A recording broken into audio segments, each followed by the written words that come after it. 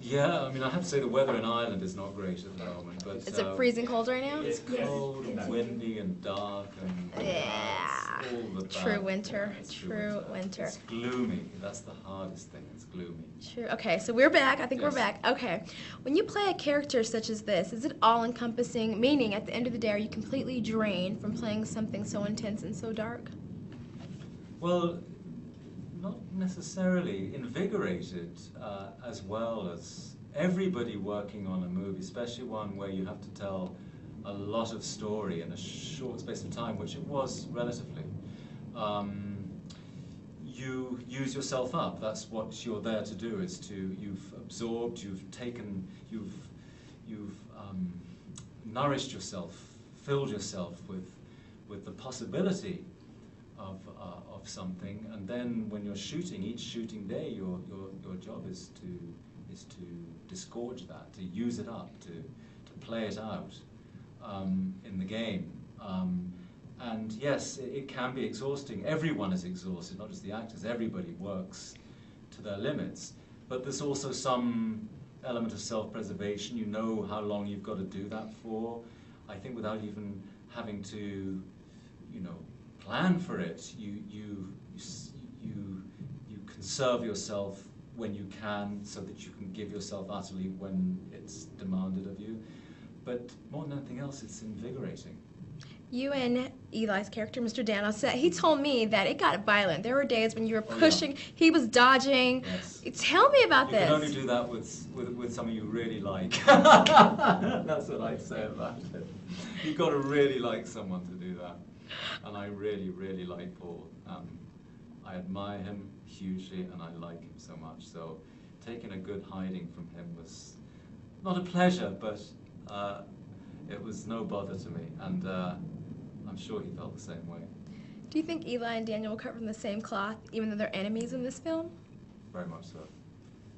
I don't know if you can read it, but that scene when I'm trying to, get his dad to sign the papers around the lunch table, we recognize each other.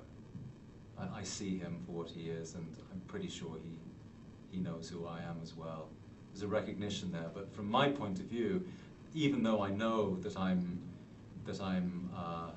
to some extent deceiving them, I'm giving them quail prices for land that's rich with oil, but to my mind, there's nothing more ignoble than spiritual fraudulence, and that's what he's guilty of. So I feel quite a cut above him, I think. Is Mr. Anderson extremely hands-on when it comes to directing? Does he let you kind of have freedom, or is it? Hands off, which is the sign of, I think, of probably somebody who's very, very secure in their own creative powers.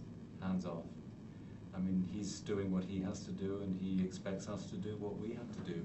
And what he creates for us is a ground upon which we might find those things that we're looking for. There's no guarantee we will, but he creates the ground upon which we might do it.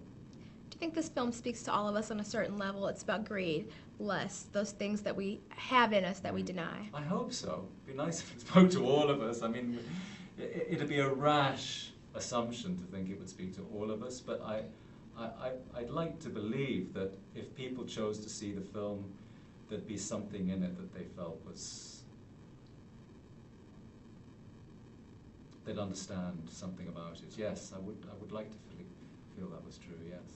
Here's my final question. This is quite a journey. For you, what was the most difficult part of this whole process? Finishing it, probably. Why? Because once unleashed, that curiosity which first allows you to entertain even the idea that you might create a whole world, cannot easily be put back to sleep again. So when somebody says it's time to go home now, that seems even more absurd than any other aspect of the work. There's no part of you. You need to stop.